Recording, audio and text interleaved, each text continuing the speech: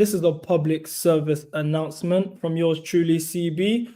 Today for episode 10 of Baehelpsports, we're going to do something different, but something we do all the time. However, today we're going to focus on just that. We're going to highlight the mental gymnastics of this fan base. I repeat this, the mental gymnastic of this fan base. We're going to call out the directors, the ownership, as usual, same old theme. But more so today as it pertains to the striker situation. So Fabrizio responded to a tweet this morning saying that Chelsea, I repeat, Chelsea are not considering Victor Gyokeres. This is shortly afterwards, maybe actually a day after John Obi Mikel has come out and said that Osimhen is the one. He's spoken to Osimhen. Osimhen wants to challenge Chelsea. Here we go, pretty much. Agent Mikel sinking our club. So I just want to highlight some things. Hopefully, I like to believe that, the fans' voice, it spreads like wildfire. When there's a lot of PR and nonsensical reports and a lot of just mental gymnastics amongst the big accounts, everyone else soaks it in and processes it in their mind. So if me, with my 100 subscribers, big ups to that one though, you man, boop, boop, boop, boop, boop, held me down. If me with my 100 subscribers spreads the word, hopefully it spreads to another account, who spreads to another account, who, in due time, you guys will see what it is. Because the Gyokeres hive, I can't lie, it's been getting bigger than usual. I'm seeing some faces here. I'm like, I don't recall you being part of the Gyokeres hive. But, you're welcome. You're welcome. He balled out again against Benfica, a nice goal. So let's just get into it. So a report came out today, basically 115 million release clause for Osimhen. Nothing less. If we want Osimhen, 115 million pounds release clause. And I'm looking at this and I'm like, 115 million after what I saw at AFCON. Interesting. Knowing that you get outscored in your own league by Giroud and Lukaku, who we deemed not good enough, who the fan base deemed not good enough, but somehow Osimhen's the answer to the problem. Interesting. It's not like he's dominating that league. He's won one league title in his whole time there. He got third place playoffs. He came third place with Nigeria and the AFCON in 2019, and he's come second with Nigeria and the AFCON. Done nothing both of those tournaments. Gets 20 goals last season and they win the league. But I'm like, by you lot's logic, surely you guys would want a Lautaro Martinez or Marcus Thuram, who was available for free last season, and I was asking for him. But why should we run him? What's he done? What you guys are doing now with Gyokeres? What's he done? Even though he's got more GA than games played this season. What's he done? He's in the Portuguese league. Oh, he came from the championship. So I've got some receipts today to just address this mental gymnastics amongst our fan base, because it's getting absolutely redonkulous. Absolutely ridiculous. These are players that have played in the championship and have made it in the Premier League. Because in my opinion, it's not an unpopular one, but I think championship is a top 5 league in the world. I also do believe strongly that championship is easier to, if you played in the championship, it's easier to adapt in the championship than coming from a Serie A. Maybe in the past, back in the day, when the Vialis and the Zolas and all of that were coming in the league, and the league was like Farmers League, and they were dominating it, of course. Today, in the 20s, even just the last 10 years alone, what players have come from the Serie A, and as soon as they've been plugged in, they've dominated? You can say Salah, he's had experience in the Premier League prior to coming in, and Alisson, he's not an outfielder. Apart from that, correct me if I'm wrong. You guys can comment below if I'm saying stuff that's not true, but I don't know anyone that's any of the sort. So I've got some players from the Championship who have made it in the Premier League. Gareth Bale, James Maddison, Jamie Vardy, Jagielka, Jude Bellingham. This is not even just Premier League. This is just all round. Jude Bellingham, Tarat, Grealish, Danny Ings, Buendia, Gyokeres, Solanke, Tony, Watkins, Craig Bellamy, John Stones, Morgan Gibbs-White, Kieran Trippier, Kasper Schmeichel, Jared Bowen, Mason Mount, Reece James. This is just a little list. I didn't do the Googling thing. This is just off knowledge. So amongst those players that I've named, maybe a Tarat, you can say, come on, CB, you're taking a piss here. But other than that, who does not belong in this ilk of players? This ilk of players tells me, okay, bro, championship, you might have a track record. Now, You guys tell me who's come from the Serie A and hit the ground running and been a good signing, let alone we're going to spend 120 million after we know we spent 100 million on the Serie A MVP at the time, best striker. In my opinion, I think Lukaku is a better striker than Osimhen anyway. And he couldn't get it moving. Fair enough, he had some goals coming in. It slowed down. It got a bit technical, you know what I'm saying? Back to goal game, very limited. When we needed service, like when we was lacking service, he wasn't coming deep to make things happen. You know what I'm saying? He was having games where he had no touches on the ball. He would have a whole half with no touch on the ball. So you look at that, using your cognitive reason, and that was with a much better crop of players. There were actually professional winners, good players in that team. So you know with your cognitive reason, that didn't work. Yeah, let's spend 115 million on Osimhen. Trigger that release clause. Because that makes sense. But this is what I'm saying when it comes to the gymnastics of this fan base. Because you man only want him because of FIFA. Oh, yeah, he's 87 rated on FIFA. Yeah, he must be cold. Oh, yeah. I got him in a pack. I packed him last time. He was a baller. He scored for me on Foot Champs. Wake up. You clowns. You're sinking our club. And to the directors as well, I would have liked to think Win Stanley, because you've signed Gyokeres when he was at Brighton, before he hit the ground running, you've got a relationship with my man. The only thing you could possibly be good for is bringing him in. Because what else have you done? You got us fleeced by Brighton. Mugging, by the way. Waited. We started the season without the signing that we was going into. We finished the season. All the talk was Caicedo. Arsenal got a bid rejected for 80 million, 70 million. It didn't work. You spent the whole summer penny pinching 70 M's, 80 M's, 85 M's, penny pinching when we knew the price. Brighton told Arsenal the price. So you wasted the whole summer, panicked because Liverpool done the business. We really could have lost him, but you know what I'm saying? The pool is too much. Playing for Chels, if Chels knocked on the door, you're answering. I don't blame you. You're Chels. You know what I'm trying to say? So we managed to save that. But we spent 115 million, and then we couldn't even start him. He didn't have as a result, he had no preseason. We couldn't start the season with him. That's Win Stanley for you. And I would think, okay, you're going to bring in a Gyokeres. Now, guys ask me, CB, why Gyokeres? Well, I don't understand this. What's he really done? Like I said earlier, for me as well, he's proven himself in the championship. I respect the championship. When things got tough, I was asking for Mitrovic at the end of the summer window, knowing that we was going to have Broja as our second striker, knowing this. But I was like, cool, say no more. I let you, man, you know what I'm saying? Everyone was like, CB, you're chatting shit, Mitrovic, blah, blah, blah, blah, blah. I left it alone. But in terms of just his profile, how he plays, his back-to-goal game, pause. It's quality. He can hold up the ball, he can link up well when there's no service. Because you need to deal with Chelsea, we're playing low blocks a lot. Whereas oftentimes, where we are going to be in a situation where the striker's not getting service. We have had this issue loads of times. We need a striker that can create chances for himself, i.e. a Diego Costa, stuff like that. So back to goal game, link up there. He can handle the left channels, the right channels. He can dribble. The different types of finishes he's got under his locker, whether it's a left foot, right foot, in the air, near post, back post, box crashing. You name it, bro. Outside the box, Sunderland outside the box against a low block, they will go down against Sunderland. Championship times. He's grabbed the ball back to goal, 25 yards outside the box. He's dropped his shoulder. He's beat two players and he licked it bottom corner. This is the guy that I'm telling you is the one. Once you guys clock this on, it's easy from there. It's easy. Up until then, though, keep doing this because you want a player that relies on service. We watched AFCON with our own eyes, G. We watched AFCON with our own eyes. He didn't do nothing in them KO rounds. The only thing that I would say he got over Gyokeres is he's better in the air. That's the only thing I'd say. What does that mean? Havertz is better than Jackson. Should we get Havertz back instead of Jackson? You know what I'm trying to say? But like I said, it's the mental gymnastics. Then I see a report on Fofana coming out today from Fabrizio saying that he's out for the rest of the season. I'm not shocked there, but I'm looking at it like, raw, you got injured in preseason. How's Timber back from the same injury before you? And Kunku back from the same injury before you. Then I look at it like, raw, this ownership spent 80 million. Fair enough, it was a Tuchel signing. he spent 80 million on an injury-prone player who was in the back of a broken leg or something like that, and an ACL. That's when we signed him on 2 different legs.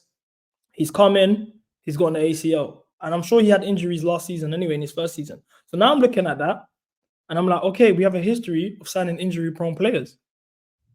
Clearly. Nkunku, once again, injury-prone. I'll get into that a bit further later. So we've got a history of signing injury-prone players.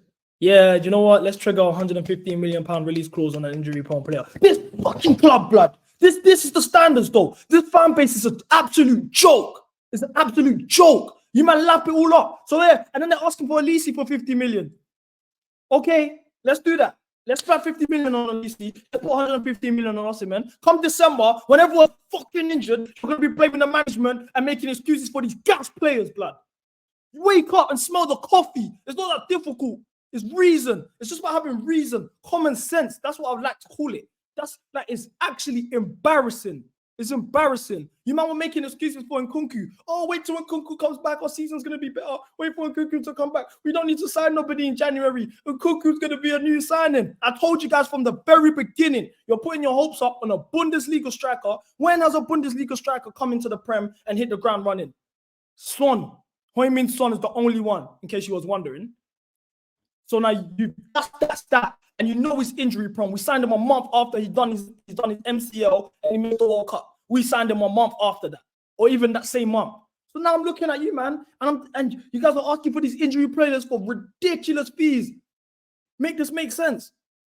And then where's the energy that you man have for Reece James when it comes to the injuries? Because you guys were saying Reece James should be sold. He's one of our own though, but he should be sold because he's injury prone. Me, I'm giving him until his surgery. I want to see how he comes along. If he's still getting injured, can't lie, spooky. But the fact that you guys are ready to turn on Reece before Fofana, who's also injury prone, before Nkunku, he's also injury prone, tells me nothing. And then it's like, okay, let's add 2 more attackers who are injury prone into this crop of side that's filled with injuries. It's a ridiculous joke. I'm actually sick to death of this fan base under ownership. And these directors, any little opportunity they have to sink our club, they're going to take it. They're not trying to sign Osimhen for his profile or what he brings to the team. Don't get that misled.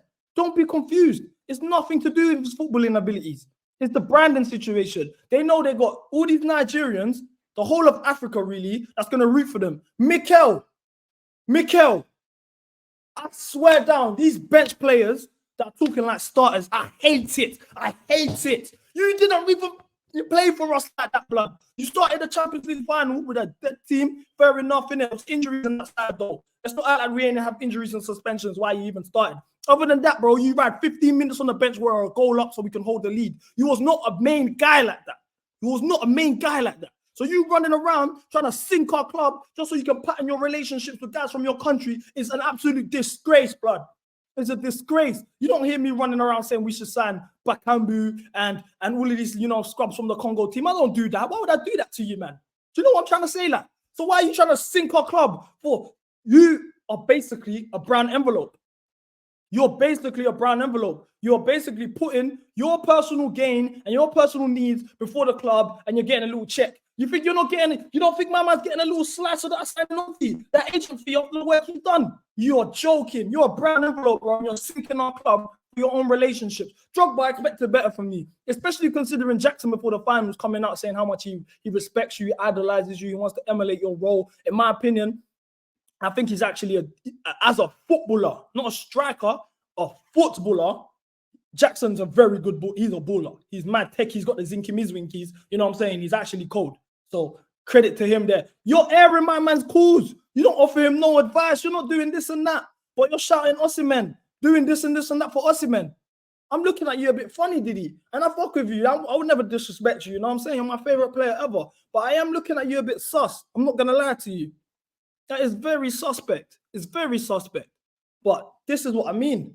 These men are doing it for the branding situations. I'm going on Twitter saying, yeah, I don't want to sign Osimhen. And guys are coming on me. Lagos, Nigeria. Lasgidi, Abuja. You bloody name it, bro. Oh, he's the best striker in the world. You don't know nothing. Bro, please. I don't need you, man, sinking my club. Please. That's the last thing I need. It's not a that. It's actually not a that. It's just not. So now you're asking me, like, guys are asking me, like, CP, like, I don't understand this. Like, what is really your Osimhen agenda though? Like, who you want another player, but what in particular parts of his game? He obviously had a bad AFCON, but what exactly has he done that's upset you? Firstly, the fee is a bit too high, in my opinion. If we're not getting a Sesko or a Gyokeres, I'd rather stick with the Jackson project and get a second striker to play off him. If I'm being honest with you, that fee is too high for starters. Then I look at the teams he scored against. He scored 2 goals against 13th place Frosinone. He's got 4 goals against Sassuolo. 2 of them are penalties. A goal against Udinese, 17th place, Fiorentina penalty, and Cagliari, and then he's got a goal against Barcelona. So you, apart from Barcelona, you have not scored against anybody. Any big game you've ghosted, coupled with your injury record. Why should I spend 115 million with you? Then when you're not scoring, it's not like you're impacting games. You're not coming deep. You know what I'm saying? Pause. You're not dropping deep. You're linking, combining with the players, linking up, creating chances for others. You're not doing any of that. So then I'm looking at it like, why am I signing you? But because the ownership, they don't care about the club. The last thing they want is winning. Winning is the least of their priorities. For them, it's branding, it's bread. They look at it like, bro, we've got the whole of Africa on our side if we sign this you. All the Nigerians are Chelsea fans on like this, a drop of a hat. And that's, let me not even speak. But at a drop of a hat, all the Nigerians are Chelsea fans. Of course they're going to do the signing. This has nothing to do with the players or the profile or what squad we're building or his injury record. None of that. It's literally a branding signing. And it's an absolute joke, especially when you consider prior to signing Enzo Fernandez, Bellingham was available. We dropped that same amount of bread for Jude. We grab him. We could have even done that in January. Drop the bread for Jude. And that's branding 101, bro. We're having everyone on our side. But no. Enzo Fernandez. That's what you man wanted to do. Campeón del mundo. And then, sorry, this is a bit of a tangent, but you know I have to just drop my number 8 slander. So, guys are like to me, CB, it's the manager's fault. That's why Enzo's not playing well. It's the manager's fault. Do you know how many more mentions? Guys were grilling me because of that clip that I posted to Enzo. So, it's the manager's fault. It's not your, like, what are you doing? I'm like, cool. When has he cooked? Oh, the World Cup. That's the answer. Oh, yeah, the World Cup. I don't even recall. Alvarez was the actual young player of the year in that tournament, in my opinion. It wasn't Unahi. So then I asked him, okay, how's Unahi doing? How's Amrabat doing? How's Goncalo Ramos doing? Oh, what does that have to do with anything? No. How are they doing for their respective clubs? Oh, yeah, they're all playing shit. Interesting. Marseille fans calling him a flop. Unahi a flop. Interesting. PSG fans agendas against Goncalo Ramos. Interesting. I'm new to thing. Amrabat doing nothing for United. So it's not a coincidence that Enzo's also not doing well for the club. It just goes to show you don't put too much weight on a World Cup when your passions or your countries are on the line. That's what I got from that. Alas, I say this all to say, my man ain't good enough. We move. So then I've also seen one tweet that asked, like, if you could do 5 signings for your club today, what would you do to improve the side? Obviously, up top, striker situation, I'll get Gyokeres. I do think we need a defensive midfielder because Caicedo's a one-man midfield. Number 8 is not mobile enough. And in terms of Conor Gallagher, I think he's a squad player. He shouldn't be a main player on the team 24/7. So I will get a DM, Paulinho or Nana. I won't be mad at that. I think we can get an Onana for like 60 M's. That's why as well it annoys me with this all Osimhen, because we're going to slap 115 million on my man. Then you man are going to run around and say you're broke and you want to do pure profit and sell Conor Gallagher, our best midfielder this season, for 50 million. Before you know it, they're going to start dropping Reece James briefs. Oh, yeah, pure profit, this and that.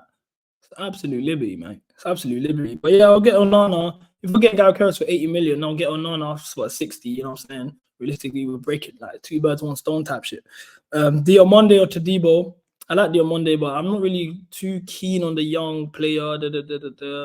I'll get rid of Fofana though, because I'm tired of this injury stuff, man. Just get out of my club, bro. I hate the fact that we got to rely on players that we know are going to let us down with their injury situations. It's nothing personal as well. I think he's a quality player. He's a great bloke.